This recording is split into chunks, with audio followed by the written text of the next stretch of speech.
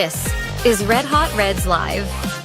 Here are your hosts, Ricky Logan and Roger Strauss. Welcome to the Red Hot Reds podcast presented by Ohio Sports Talk. That's Ricky. I'm Roger. It is Wednesday at 8 p.m. and we are live. How about that, Rick? All right. And it's that time of the week that we're going to have a special guest. And we have a guy that quickly becoming fast friends with, a guy that Ricky knows from his WeLikeSports.com website that writes about Colorado sports and is everything Denver, Colorado, even though he might live in Oregon, but we'll talk about that. Welcome to the show, everybody. Thank you for tuning in. If this is your first time, we are a Reds podcast that's going to cover the Reds and have some special personalities and people that we're interested to talk to, and we're going to cover the Reds for the whole 2025 season, hopefully a winning season, unlike today where we're not doing so hot. But the Reds have been pretty red hot lately, Rick. How you been so far this midweek? Been okay. We looked pretty good Monday, and then the rain delay yesterday, and we are just getting shelled today. But at least today the weather was good compared to yesterday too. In our area, it was pretty nasty. I had a t-ball game and just got it in. It started lightning right when the final batter went up, so I almost had an incident, but we were good. That's good to hear. What about you? Yeah, it's been good. I got some yard work done finally because it was nice Monday and today. But yeah, yesterday was kind of a rain out day. But I just want to run through the usual spiel. I want to thank Doug and Jordan for lending us this platform for Ohio Sports Talk. Please subscribe on YouTube, Facebook, X, and also we're a podcast. So please download us at Spotify and Apple Podcasts or wherever you get podcasts. Also, our sponsor of the show, W Energy. Go to w.gg to get the only sugar-free focused energy drink out there. Use promo code REDHOT10. That's it, REDHOT10 for 10% off at checkout. And there's we'll have a link in the description. Rick, I had another drink of W. It was pretty good and smooth. Gave me that pickup that I needed when I was about to work out, and I was tired at the end of the day. So shout out to W and the sponsor. Help them, help us. Be good stuff. But we are at the point of the show. We got a special guest, a guy that covers everything Colorado sports, from the Rockies to the Nuggets to Colorado Buffalo, the University of Colorado Buffaloes, to all Colorado sports. What am I missing? The hockey, Rockies, Nuggets. Yeah, there's a couple of the hockey team. I don't know. Either way, Avalanche. Yeah, we have today is FanaticDak, Dak Marquez, and we are interested in getting to know him a little bit more. Talk some. What's up, fellas? Colorado sports and get to know him a little better. So, welcome to the show, Dak. Thank you so much. It's a pleasure to be here with you guys today. I appreciate that. I know we've been trying to link up for quite some time, I think, but we're here today. Let's do this. Yeah, for sure. I'm really appreciative of your time. But we are going to put you on the spot right off the bat. We have a thing that, if you've seen the show before, what we call the scoreboard stumper. Going to test your baseball knowledge to see what you got for us here. Ricky, if you're ready, the scoreboard stumper. Yeah. And since 2000, 5 players in their league, either the AL or the NL, led their league in batting average, and then later on went to get elected to be a Hall of Famer. Can you name them? 5 players have led their league.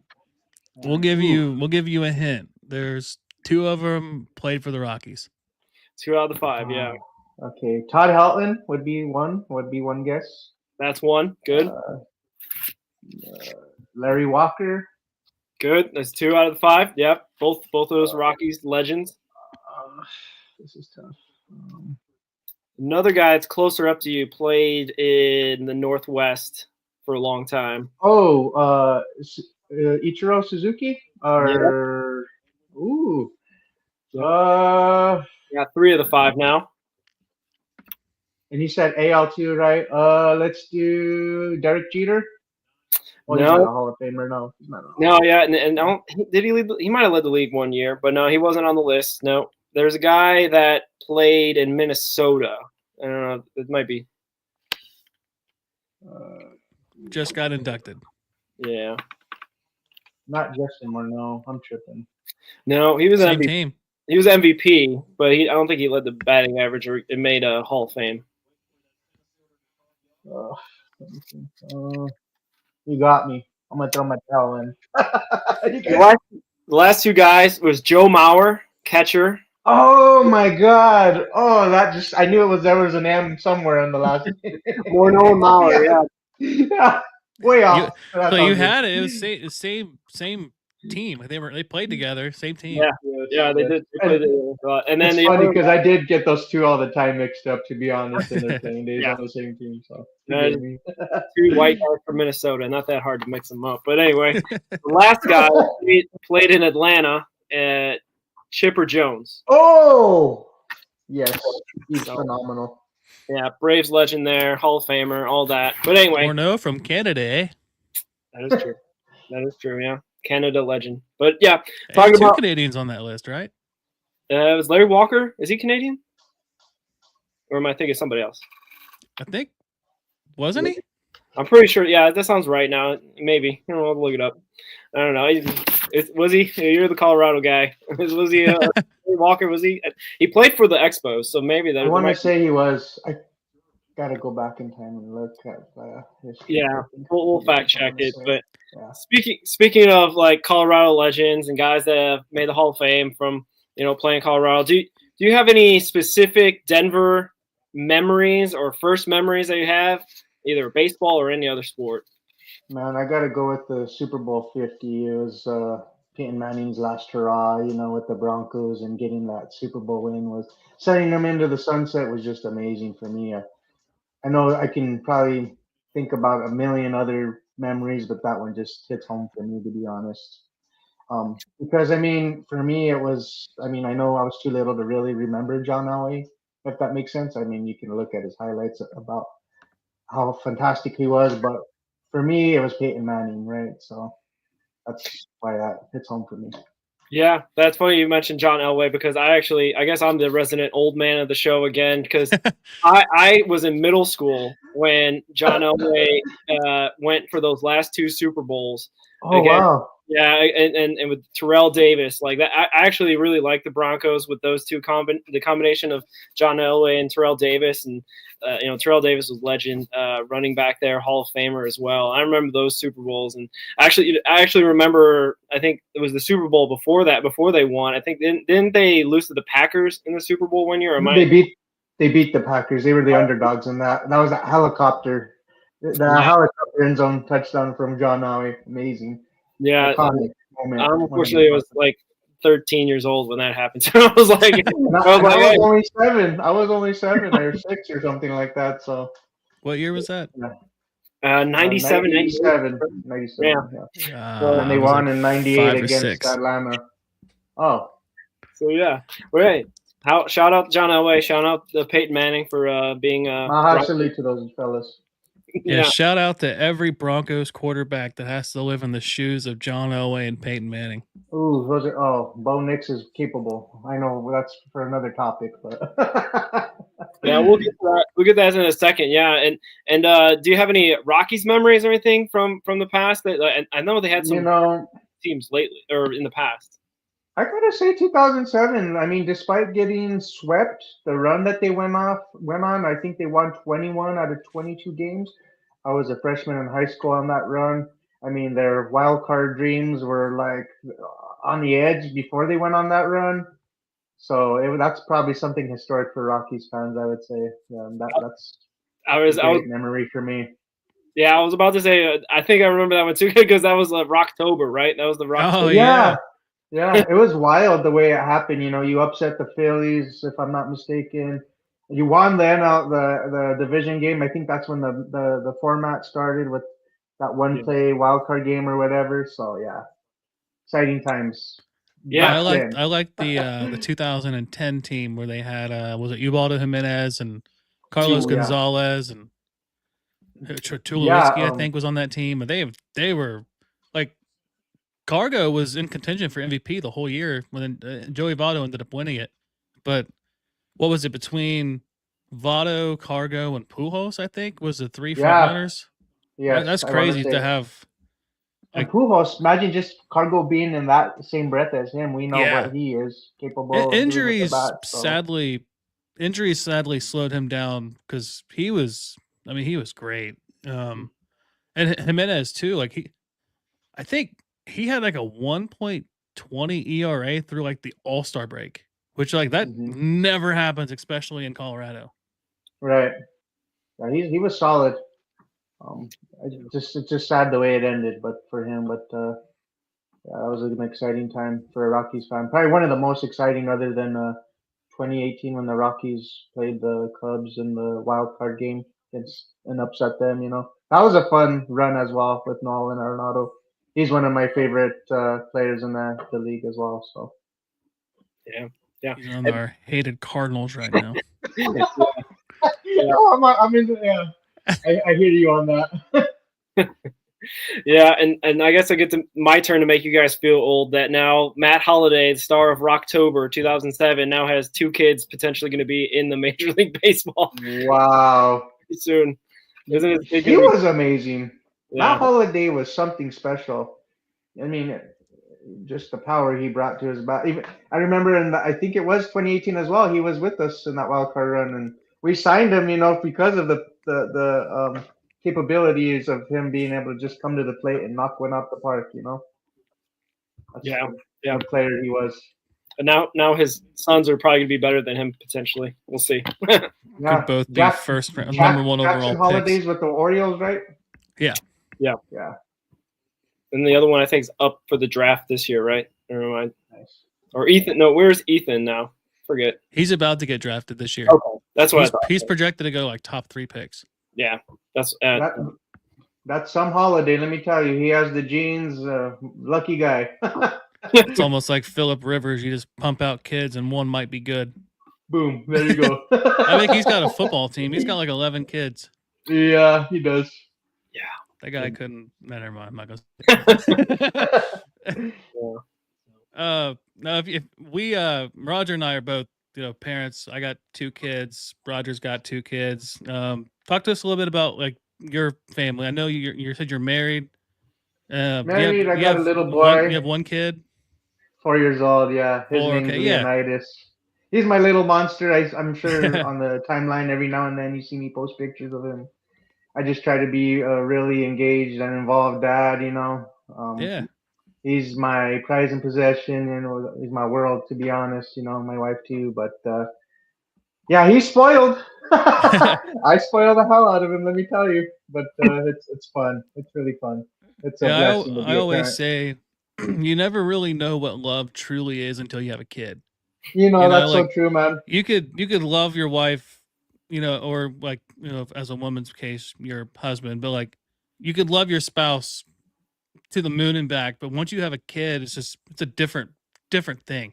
I have a 7-year-old and a 4-year-old, and they are just the craziest people. Like Roger met my kids. We went to the game together a couple weekends ago, and his kids are over there drawing and being all good, and mine's over there punching me and kicking me and yelling at me. And wanted to go get hot dogs, and we go to the hot dog stand, and he yells at me because we're standing in line too long, and then he gets mad because we walk back. It's just yeah. This gray in my beard isn't just for my wife. It's also for my kiddo giving me a run for my money. That's why I shaved. I shaved.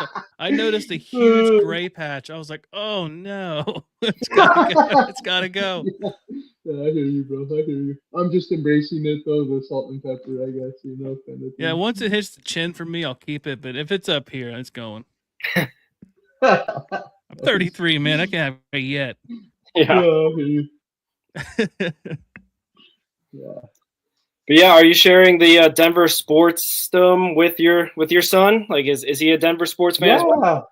Yeah. I've actually slowly introduced him to it. He's actually taken a liking to the Broncos. It's kind of funny because when Troy Franklin, because I'm an Oregon Duck fan, he was drafted to the Broncos. I would mess with him and be like, say Troy Franklin or Bo Nix. Yeah. So yeah, ever since then it's been Yeah, he's warmed up to the idea of being a Bronco fandom, which I can appreciate, because my wife's a Raider fan, and I don't want that, BS on my watch. You know what I mean? No So bueno. yes, Broncos all the way. Nuggets, he's working his way up there. If he says Jokic, we'll get there. One thing at a That's a time, though. tough one, though. I still struggle with that. Hey, but one thing I will say is I'm a little scared to introduce him to the Rockies. Hey, you know what, though? Maybe by the time he gets old enough, they might be good. It could happen. I mean, Yeah, they had their that's run. I true. mean, they were pretty good from, 2003 to 2011, so it could happen. Yeah, They've never had a season of 100 losses or more up until 2023. Like, that's true. it's just terrible run just I started. think if you make the necessary adjustments, and I think, I'm sorry to get off topic, but just like maybe getting rid of Bud Black as a manager, and I don't know. I like the fact that Charlie Blackman's within that front office, so that maybe can be beneficial, having that player's perspective in the front office setting. Yeah, for sure. Rocky's legend, for sure. Yeah. we were on the Charlie Blackman. we were on the fire David Bell train for a while. Even after 2023, the year they had, I was still kind of on the. I think David Bell's holding this team back, and then I don't know. Small market teams, it's hard. You got to draft well. You got to have your international free agent signings pan out, and then that's true. When you do spin that one big contract that's got to hit, and then just the Reds are just totally incompetent when it comes to signing a big time bat. Because the Rockies, man, they're never going to sign a pitcher for a big deal outside of the organization, just because no one's going to, just like how you guys are, no one's going to want to pitch in that ballpark. Right. So, like we talked about it with Clay Snowden of Just Baseball. He's right. Like, we have to spend in free agency on a bat and have it pan out. Like, we've had one player the last 20 years, Roger, that's panned out like through free agency. We traded for Shin-Soo Choo, so that doesn't really count. And then he was a 1-year rental anyway. Mm-hmm. Castellanos in 2019, but that's it. Like, yeah. Mike Moustakas was supposed to be really good. He got hurt, never panned out. Jeimer Candelario, he's never been a power hitter, like a legit power hitter. And I think putting the expectations on him to be a power hitter are kind of getting to him. Just because I think they said that about Yasiel Puig when he showed up. You see how short the fence is, and you wanted to swing for it, and then you never hit it. Right. So, yeah, I guess that's my long-winded Reds. I got to be honest, rant. I mean, but the Rockies are on the same predicament as well when it comes to spending for bats. I mean, like you said, pitchers aren't really wanting to come to Coors Field, but like when we spent money on Ian Desmond, I mean, it kind of panned out. Not really, we didn't really get the production that we were anticipating when he was with the Nationals. And then another example would be Chris Bryant. You know what I mean? Like, you've seen the downfall, unfortunately, with him being derailed by injuries. It's been tough, because when we did sign him, I did have some hope, especially being that replacement for Nolan Arenado. But yeah, I mean, unfortunately, it just hasn't worked out that way. Yeah, that's baseball, man. It's such a hard sport to play, man. Oh yeah, for sure, I agree. Yeah. But yeah, I hear that you're living in Eugene, Oregon. You said you went to this University of Oregon. Is that right? Well, I do like to watch football. Yep, I love me some Oregon Ducks. One of my bosses has season tickets, so I go pretty frequently Nice. to watch the games. Had the opportunity to watch Bo Nix before he was drafted to the Broncos. So lucky me. It's quite the atmosphere being a fan in Autzen Stadium. I moved from New Mexico 6 years, going on 6 years, 6 years ago. Before I moved up here. But yeah, it's been quite the what's the word I'm looking for?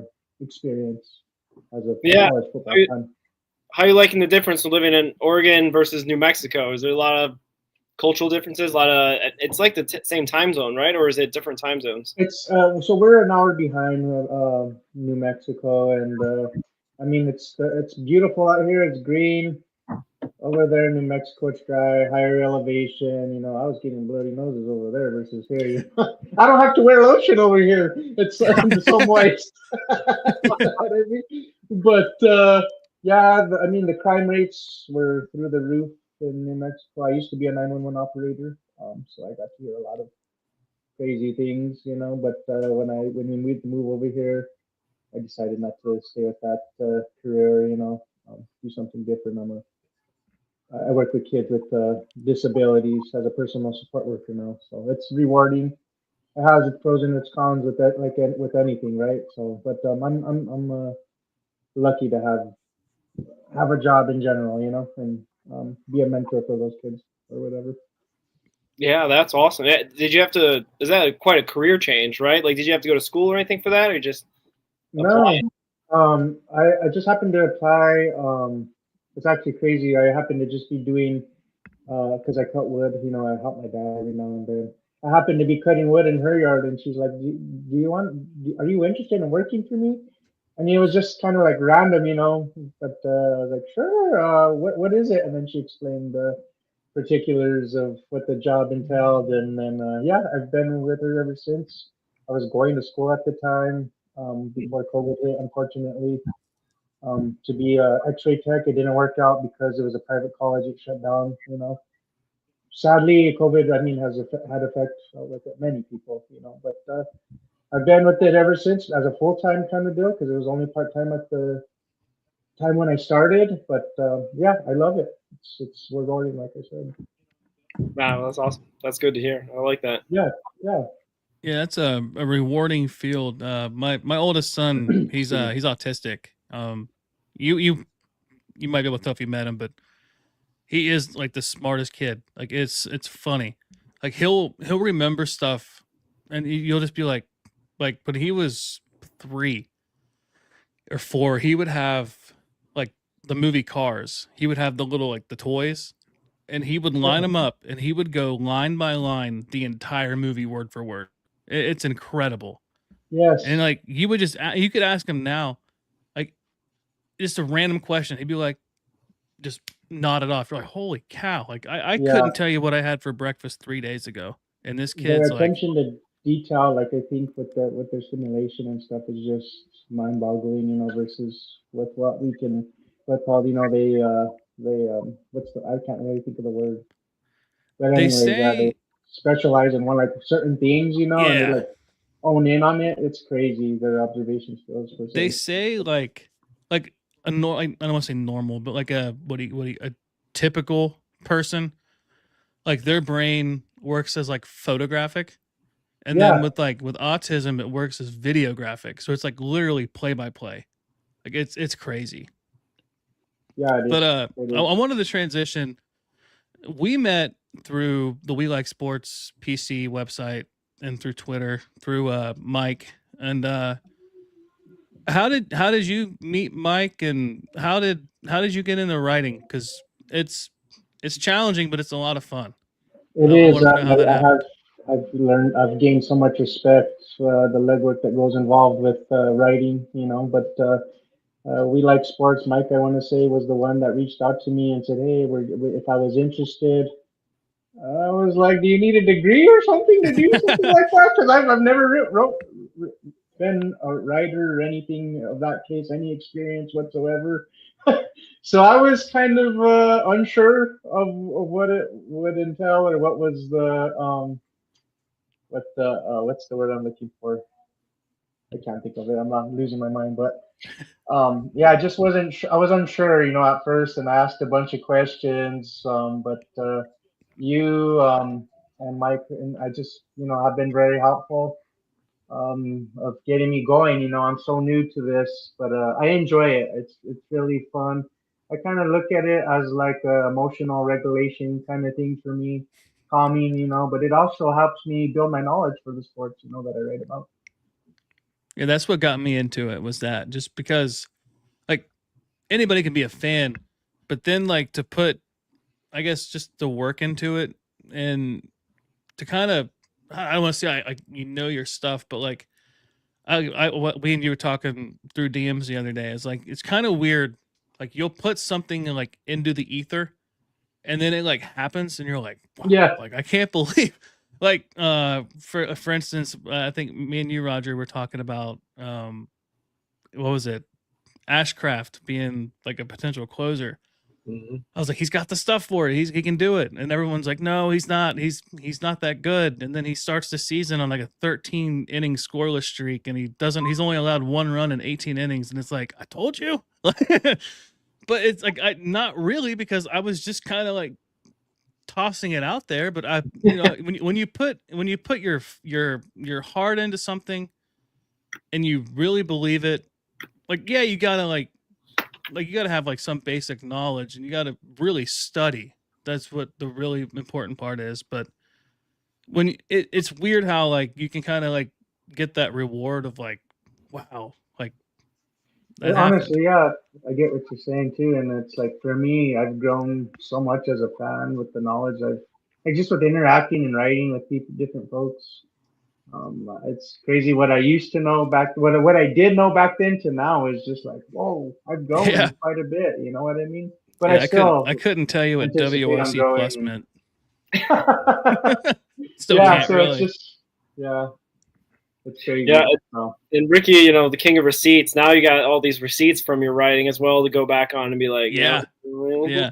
You I can was go back to all your old articles and be like, hey, Looky, like what I you like. found. Yeah, because because I edit for you, and I saw your article about you were doing like a preview for like pitchers and outfielders and infielders, and like you were really high on Jordan Beck, and you were really high on Brenton Doyle, and you were really high on the pitcher that just got promoted. Was it Collender? Is that his name?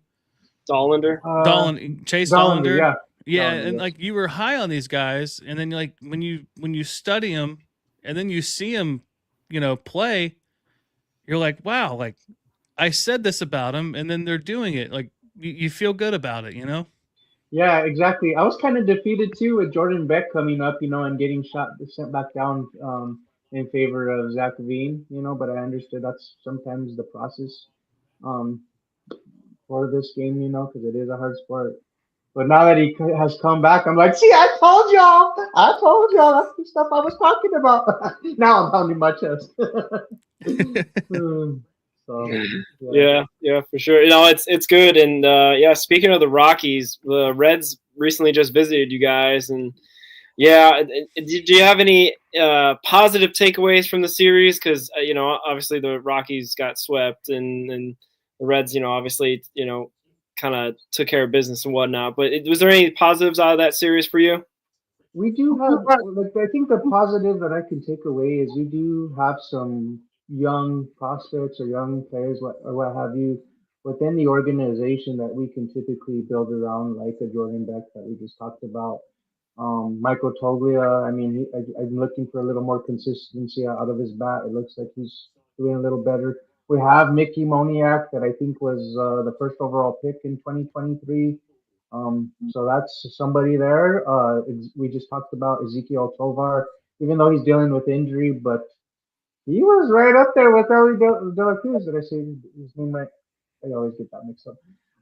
He was up there with him last year, and he led the NL League in doubles. Brenton Doyle is a superstar that I think that could be a 30 for 30 kind of player. We do have the guys, Chase Dollander at the top of the rotation. He can potentially work his way to be that ace that the Rockies need.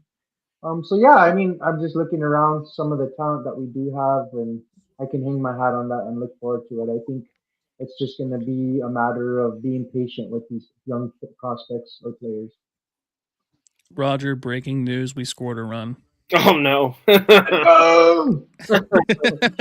Yeah, I saw Jordan come across the screen saying, "What's going on with these Reds?" And yeah, Ricky and I do a weekly recap show on Sunday nights, and we were like, if we took 2 out of 4 games against the Cardinals, that'd be good enough, because the Cardinals are just pains in our behind, to say the least.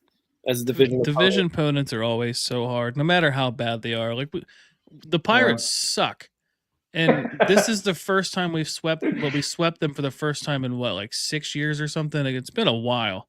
Yeah, and they usually get like annoying, like 2 out of 3 sometimes. It's just this is what we're talking about. Like, at least with the Rockies, they're gonna stink, so you don't have to watch every day. yeah. Don't break my heart, because I already know what's coming. Don't get my hopes up. My heart's getting broken regardless. So I know what it is. I know what kind of relationship this is with the Rockies and myself. Yeah, the Reds are kings of just building up hope and just killing it immediately, or like at least like the next day.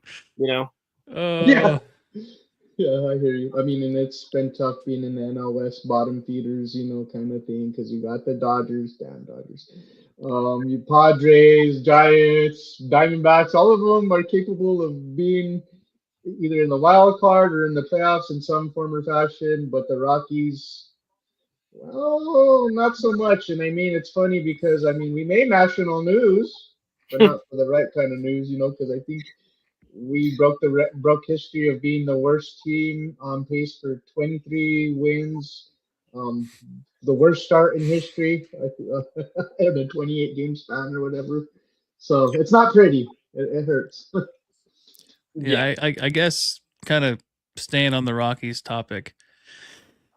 Yeah, they stink, but what's one positive thing you could point towards that maybe could get, maybe not this season on track, but maybe next year you guys could maybe fight towards, I don't know, close to 500 play? Well, I like we do have, in my opinion, we do have the offensive talent. So where like we have players that can like rise with their trajectory and become something. Because I know it's a transition, something maybe that the Rockies didn't really anticipate going into this season with such a young roster, struggling on offense. But I think if these kids can, or they are grown men, but these young players can. They're kids. Okay, if they could put it together and like build something for the season, you could go off into next season and build on that, and hang your hat on saying, hey, we have these players that are capable of being that kind of offensive production. You're getting that kind of offensive production because like I said, we have Doyle, Tovar, Toglia. He's an everyday baseman, but power in his bat. One swing of the bat, he changes the game. He's that kind of player, we have a number of players within our organization that I think the fans could be excited for going into next year, especially if they build that confidence, and that consistency. Yeah, I'll say this: your outfield is really, I think they could become something, and I think having like sort of like with the Reds in the same boat, having a young core kind of come up together and you can mesh like the Reds with like Matt McLean, Elly De La Cruz, and Christian Encarnacion Strand and Noelvi Marte all came up within like 4 months of each other. You guys have a legit center fielder. What's he won? 2 Gold Gloves and Doyle. I want to say he won last year, and then Tovar won a Gold Glove last year as well. Yeah. And then your McMahon's not terrible.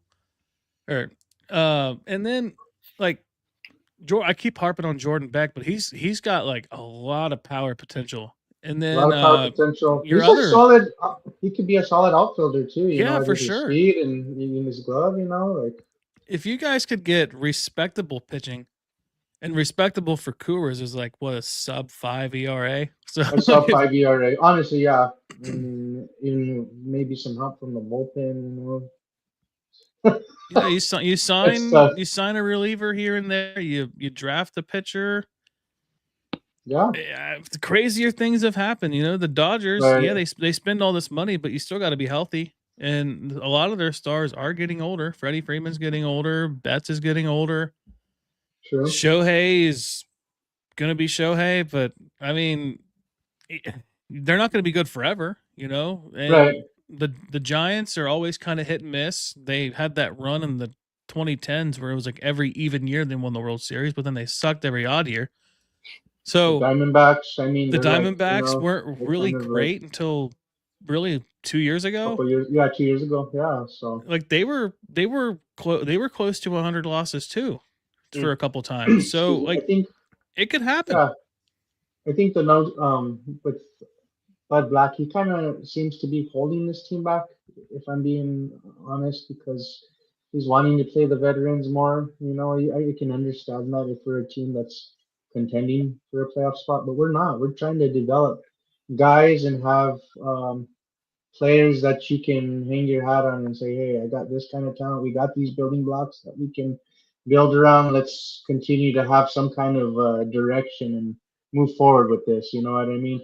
But he kind of seems like he's holding us back because of that. You know, one perfect example over the weekend was Adael Amador. He's second baseman. He can play short. You know, he's a solid defender. Even though he's still young, he makes the silly errors. You know, sometimes that's part of it. But he went 3 for 4, and I want to say it was the second game of that series. Hit a home run, okay, and then the next game his ass is benched. Like, really, dude? Like, is that what? No, you don't bench a player the next game after he's had that kind of production.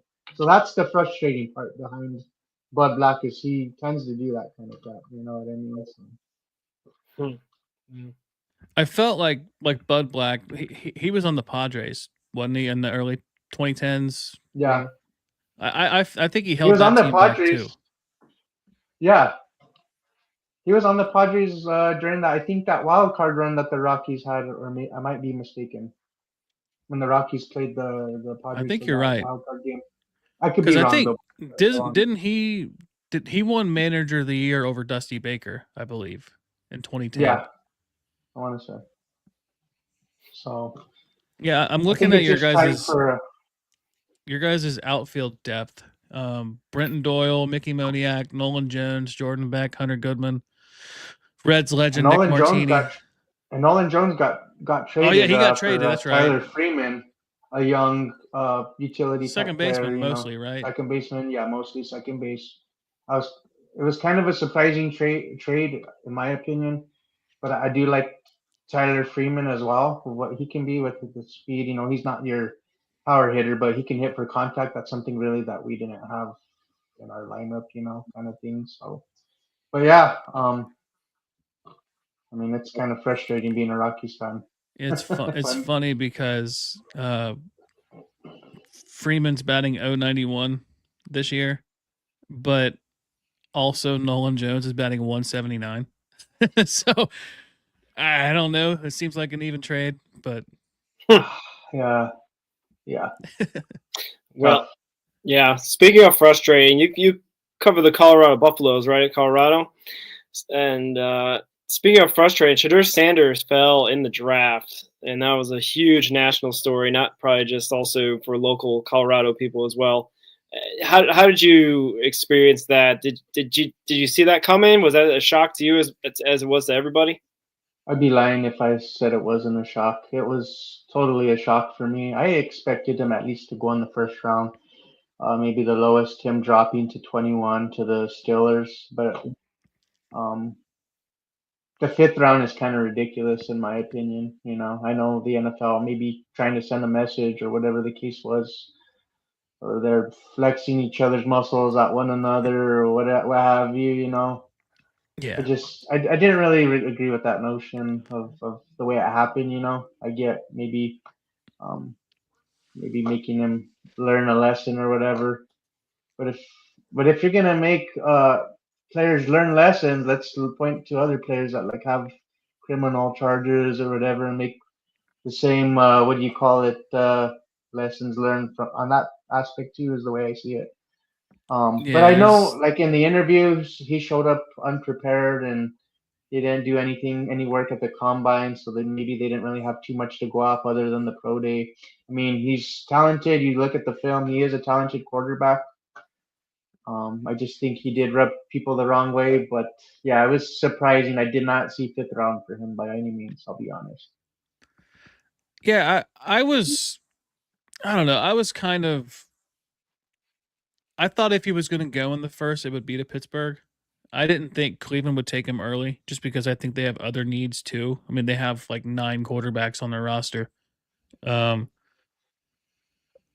I was thinking like at worst, third round, just because teams have other needs they need to address, and you can usually find like a good safety or a good a good linebacker in the second or third round, good tackles, linemen, stuff like that. But fifth round, I was kind of shocked. But then like he didn't really do himself any favors. Like when you have a press conference and if you're gonna draft me, I'm about that business. You know who my dad is? Like, don't do that. Like, everybody knows who your dad is. Like, he was your coach, and Yeah. they act like, and I don't want to put shame on Colorado because I like the team, but they went like what, 8-5, 8-4, And he was something like that. And in total, like as a starter, he was 13-12. So it's not like yeah, and he he acts really like won they anything, won. Yeah, they act Maybe like they won the conference and they won a playoff game, and I they get he got changed the blown out in their. landscape of. They lost their bowl game to BYU by Yeah, like they got their 40 breaks get off points, them. and the kid from BYU picked him off and did Dion's celebration. That was just kind of like, holy cow! Like this, I don't know. I think he's talented, but I don't think I don't know if he's going to be great in the NFL. I think if he, I mean, especially with and Cleveland. I think Cleveland fumbled the ball there too, no pun intended, with not taking Travis Hunter, because that would have been a perfect running mate to have. Especially now that they drafted Shedeur. I mean, it is what it is, but that would have been perfect. You have that familiarity, that rapport with the wide receiver, an elite talent, because he's a unicorn. We know Travis Hunter is, and then he's like comfortable, and he's in the quarterback position. You have that security. That would have been something perfect for him, but it didn't happen. I get all that, but yeah, it's going to be interesting in Cleveland to see how it plays out. But quite honestly, I'm rooting for the guy, and I hope he proves everyone wrong, in my opinion. Yeah, I don't want to see anybody fail. Roger, what did you think? Did you think he was going to fall that far? No, I didn't think so. I think there was obviously a huge, like the media was obviously they either got it wrong or the situation was such that I think, from what I understand, is that the Sanders family they're trying to finesse certain teams to get him. And what ended up happening is like as if you were like trying to apply for college and you only applied to Harvard and you just blew off all the other cool, backup schools and you didn't get into Harvard. And then all of a sudden you're falling. Now you're in community college, basically. Not to say that the Browns the Browns are a community college. Well, yeah, the Browns are kind of as far as, but it just felt like he didn't have obviously the situation where anyone else wanted him, so he just kept falling. The question I have for the Browns is, they got Gabriel in the third round, and then they get another quarterback. It's like I don't know what the Browns are doing. I feel like the Browns messed up just as much as it feels like the Sanders trying to figure out that he was going to go in the first round. And here's one thing, Roger, too, is like that's why the Browns continue to be dysfunctional, because of the choices that they make, with the draft or what have you. Deshaun Watson, not trying to really rag on them, but that's kind of why they've been where they're at. You know what I mean? Because of those. I mean, I think Jim Haslam's the owner or whatever, so he kind of forced the issue there, I think.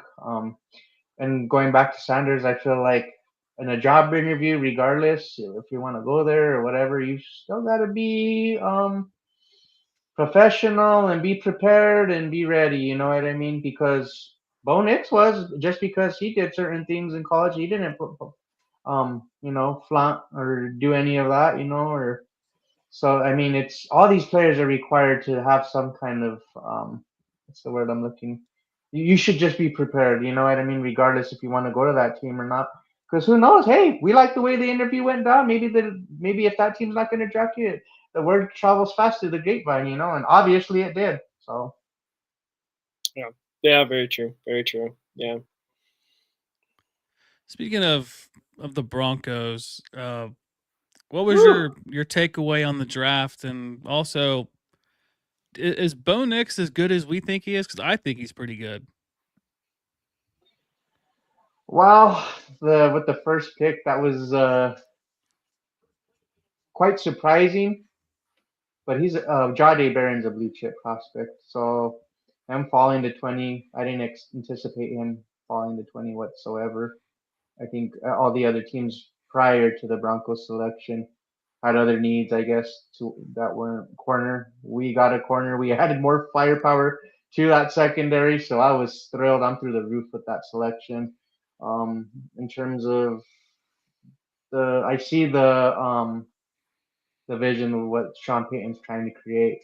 He's gonna get his guys. I know a lot of the consensus within Broncos country was to get a running back, myself included, but Sean Payton was fine passing on that in the first round to get Jahdae Barron and add more firepower to an already elite defense. I would say they're number one now going into the season.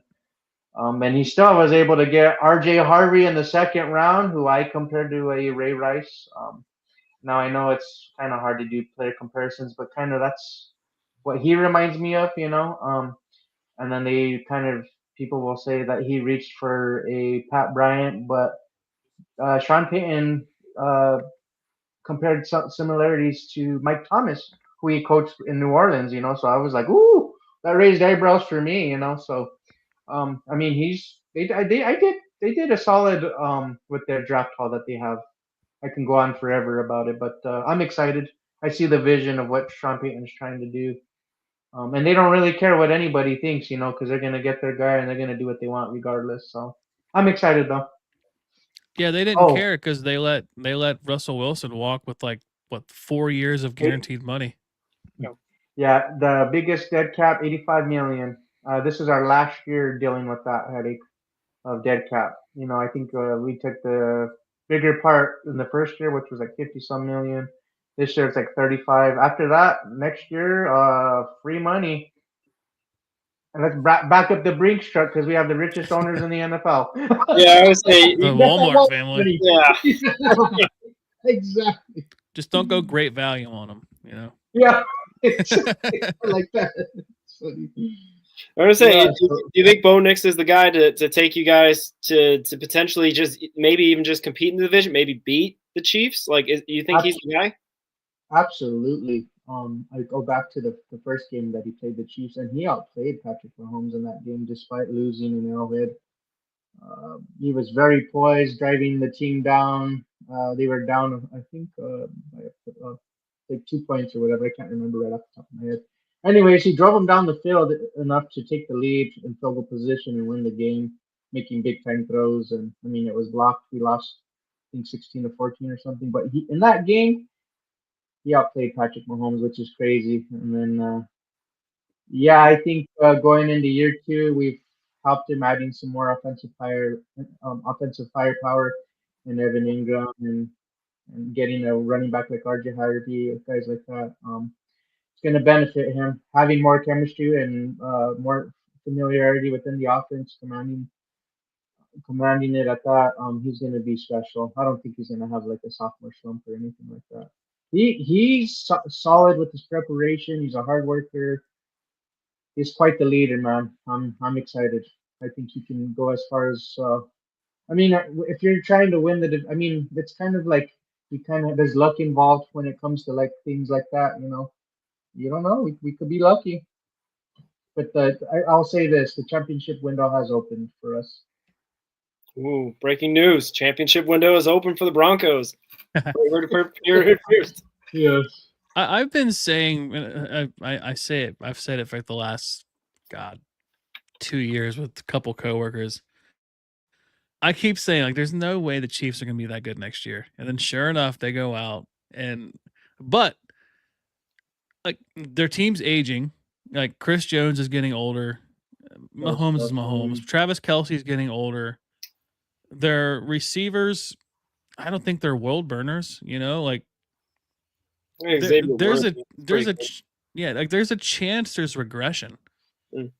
And if Denver can put the pressure on them, like there's a chance you could see. I mean, like Bo Nix is that good. I think there's a chance. I mean, it would take a Chiefs slip up, but like if let's just say the Chiefs were to go out and win 9 games, I think Denver could go out and win 10, and then you guys win the division. Like it could happen. My prediction is the Broncos will go 11-6. But with that said, I know there's context with records. But the offense will be that much better, and the defense will be that much better this year. We just signed Dre Greenlaw and Talanoa Hufanga from the Niners and added them to our defense as well. So we're cooking. Ooh, it's hot. Greenlaw was pretty good on that 49ers team that went to the Super Bowl. Like that defense was really good. Yeah. Oh yeah. Him and Bosa, our corners and safeties were all just kind of like one solid unit, and then like our linebackers with Greenlaw and oh god, I can't think of his name now, but I mean we were good. Warner's a beast. Fred Warner, yeah, like we were Armstead, beast, like we were good. Mm-hmm. And sadly, was it Greenlaw that tore his Achilles? It was he tore his Achilles just walking off the field, walking onto the field. Like that's insane. That's wild. Chiefs voodoo magic happening again. Yeah, I see that. Mm-hmm. But it was great, man. Yeah. Speaking of playoff teams, you got a playoff team on your shirt right there. But the big news that I wanted to talk about with you is the Michael Malone firing. Like, how has that gone over in Denver country? It was tough when the news first broke. Quite surprising. I teared up a little bit, because I know what Michael Malone meant to the organization in terms of building that culture, and winning that championship, getting our first championship at that. But I think that sometimes it's just time for a new voice in a locker room, and it shows just that. David Alderman's been with the Nuggets since 2017 as our assistant head coach, and the players gravitate towards him, and they sure as hell have responded to David Alderman. I mean, it's no pushover that we got in the first round. The LA Clippers, who's one of the hottest teams going into the NBA playoffs, they ranked the number 1 offense in the last 21 games. They were the 3rd best defense in the NBA. And it's been a dogfight back and forth with the series. It's probably been the most, as I alluded to earlier in the show, one of the most, entertaining series and competitive series. It's 3-2 right now, but I can safely say that David Alderman, if I was the owner, I'd be hiring David Alderman as the Nuggets next head coach. It's been a weird season in the NBA. You get the Luka trade that just kind of happened out of nowhere, and they could have got more from LA. I think Anthony Davis is what 30, 32. He's close to our age, I believe, but they got him in like what, a draft pick?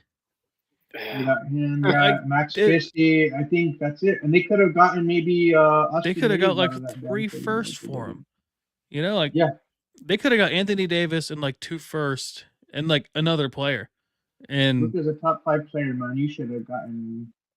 I saw there was a rumor. I don't know how true it is, but I guess they reached out to Minnesota for Anthony Edwards, and they were like, "No, not happening." And Anthony Edwards is special too, even though he's he has. Yeah, and then like you guys with your coach, like you guys were like what 4th in the conference, like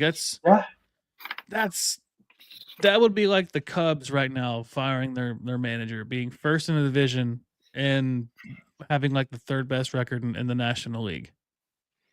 And it's crazy because we didn't just fire our head coach; we fired the general manager and the head coach, bro. Like, oh my gosh, you guys were not nice at all. But it seems like I said, it's kind of paid off in a way because the Nuggets were.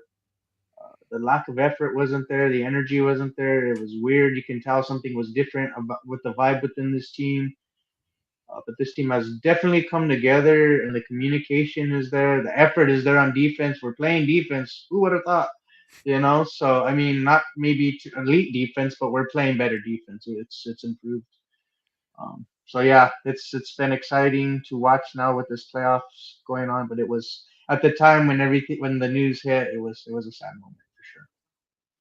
Yeah, one guy that I think that really got affected because he's usually known as the guy that wants to go back to Serbia and doesn't want to go to the parade, doesn't want to do it more than he has to be. And like it seems like Nikola Jokic is like fired up. Like to see him on the sideline coaching guys up, going through the plays, like maybe that's what you're talking about. Like the firing of maybe got something into Jokic.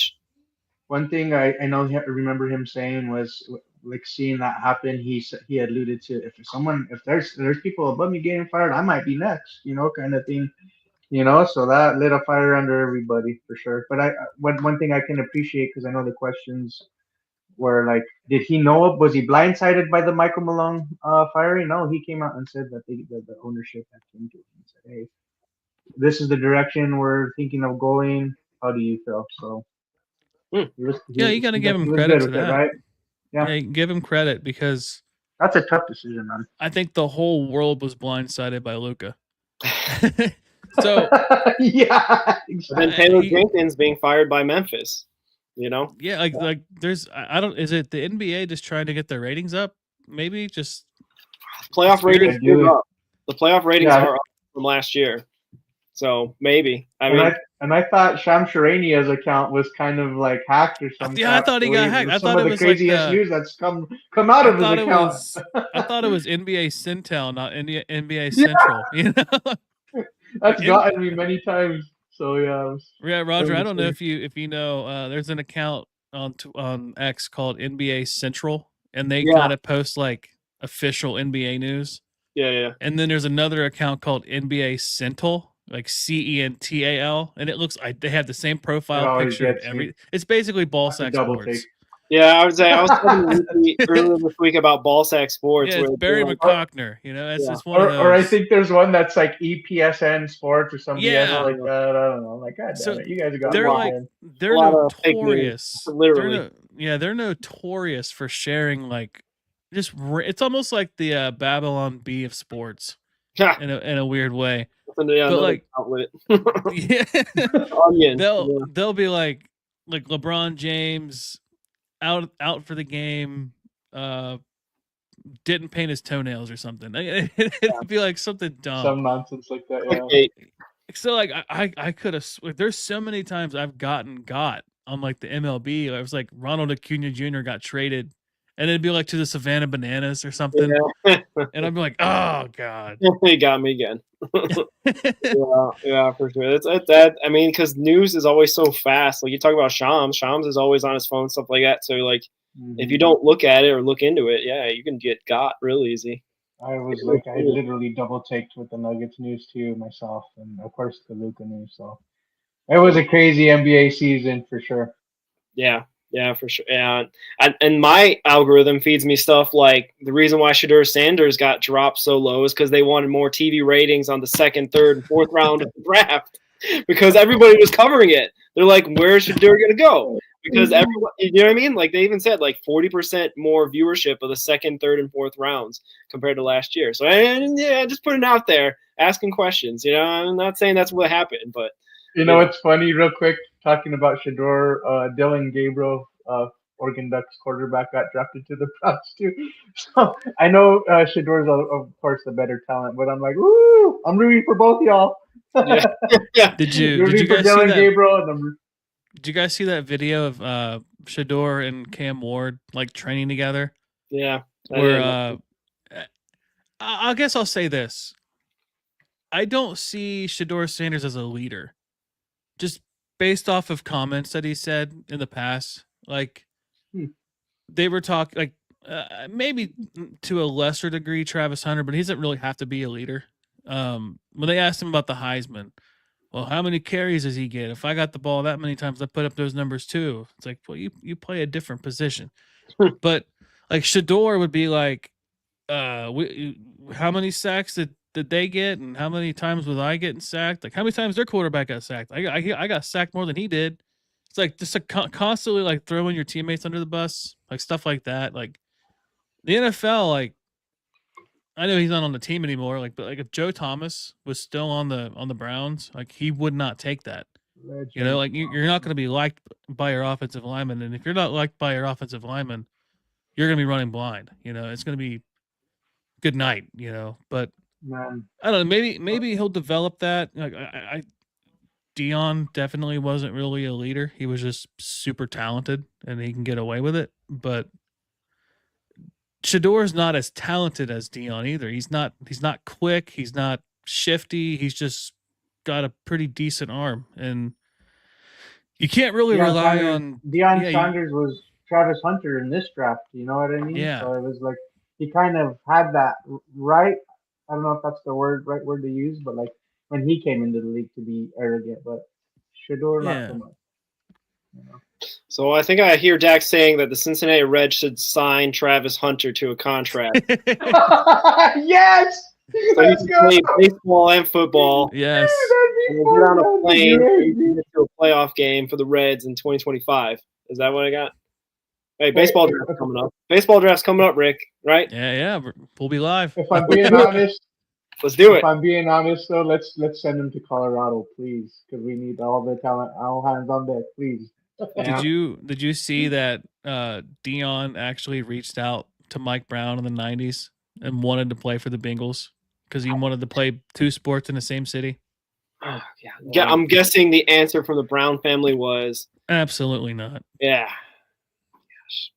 Talk about a bad organization there, Dak. The Browns are not that much worse than the Bengals, or the Bengals aren't that much worse than the Browns. Whatever. Take him as you want him. If the Bengals didn't draft Joe Burrow, that team would be in shambles. I gotta tip my cap though this time because I know they've been known as like a cheap kind of organization. They've gone and spent the money on that offense. You know, a power, you know, or what have you for that side of the ball. Anyways, you know, spending your resources on that. Just the offense, not the defense. Yeah, we don't care. Yeah. We'll win the game 75-70. Yeah. It's gonna look like SEC football out there. But they did get Shamar Stewart, who I'm a real big fan of in the draft, and Knight Jr. Two beasts. Yeah, a lot of people aren't really high on him. I am. Like I'm great on him. Call me crazy, I like a lot of like another like Cincinnati like media guy is James Rapine. Like if you want to know like Bengals football, like I guess I'll plug him. Like Locked On Bengals and like Cincinnati Bengals Talk on YouTube. Like he knows this stuff, and he wasn't high on Shamar Stewart. Like obviously we have other needs, but he wasn't high. But he's like, if this draft pick pans out, he could be the best player in the draft. So I'll kind of like I'll take his word on it. You know, like the guy knows his stuff. Yeah. All right, Rick, you got any other question or anything for Dak today? You got it? No, I guess I'll apologize publicly for not getting your article out fast enough. I saw you posted it on the 21st, and I've just been so busy. Dude, it's all good. 2 podcasts and a full-time job and a family. I get it, bro. I'm like, oh God, I forgot. No, I just happened to click. I was like, oh no. And you know, it's one of those things too. You know, with the system, I kind of thought maybe I hadn't submitted it either. But then when you messaged me, I was like, oh, I guess I did submit it. No, it was there. I just didn't. The app wasn't even open. It's all good, bro. It was like Dak came on the show just to tell you to get off your butt, Ricky, and publish his article. Get off your butt, Ricky. I got more stuff coming. All right, I saw you do have one in the draft, so I've been kind of. I'm working on the Broncos article right now. Yeah, that's the cool thing about being an editor. I can go in and preview people's stuff. I don't know if I could ever be an editor. That's tough work, man. I'm not. You could, dude. There's like we interviewed Reds Daily for Greg Kuffner. He covers the Reds on Sports Illustrated. He said the same thing. He's like, I hated writing in school. Like I hated it. Like I sucked at English and Spanish. I failed Spanish. Write a damn article, and but now it's different. And then like I don't know, just like posting tweets every day. And then like Mike, I met Mike, and then like, I don't know, my first couple articles, I was like, man, this is hard. But then like once you get a few down, and then like Roger posts on Substack, and Oh, it's kind of the same thing. Like you don't realize it, and then like the next thing you know, you have a whole list of words, and they just kind of make a language, you know.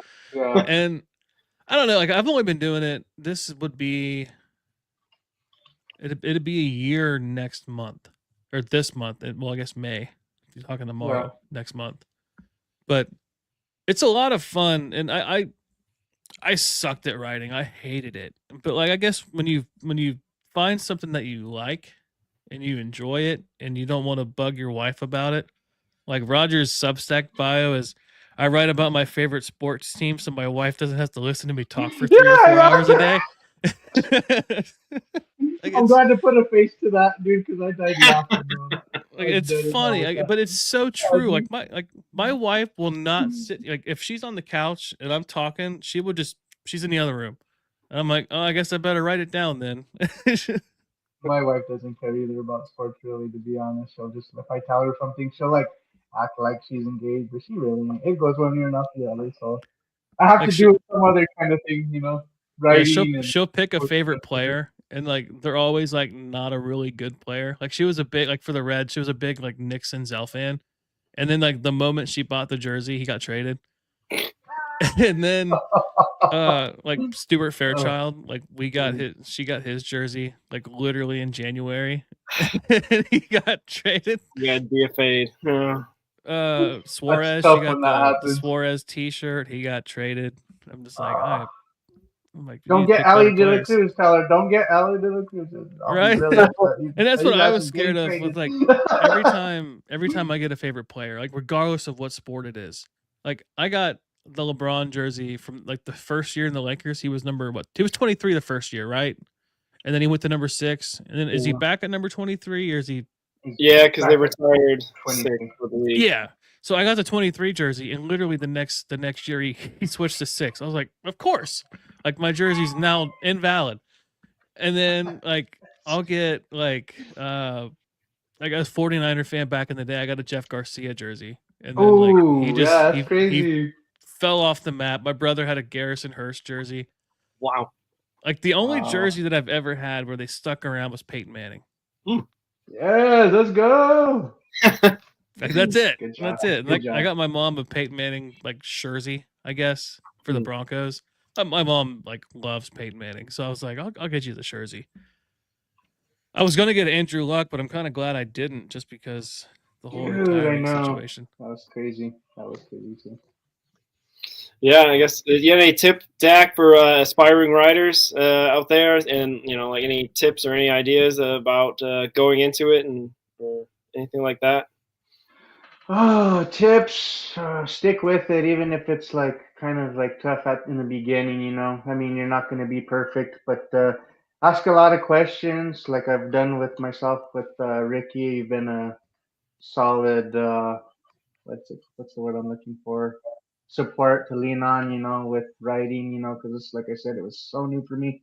Still is with certain things, of course, I'm not going to ever be perfect, but and just continue to grow and ask questions, like I said, is going to benefit you.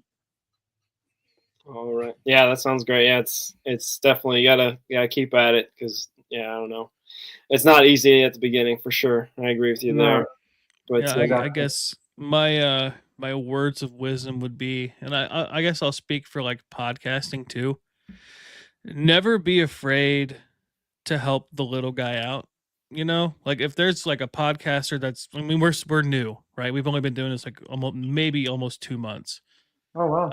So I guess I've reached out to people like Mike and Doug and Jordan, like for help, like just kind of like general direction ideas, like how can we make the show better, guest ideas, stuff like that.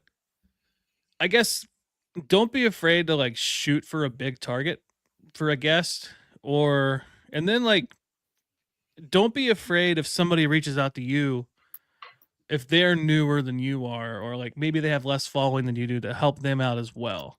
Like Mike with us, like with our writing, and Mike's had us on his show too. I've been on there like 3 times. Like, it's a fun I was show. shocked too when It's a long show. That So it is. I was 2 surprised hours is when he rough. reached out to me. I was like, I thought it was just like a website thing, but I guess when he was talking podcast, I was like, oh, okay. Yeah, I like his show because it's almost like an around the horn style, like that kind of show. That's such a For 5 good hours. Yeah, it's like a 5-hour podcast. Like the draft show.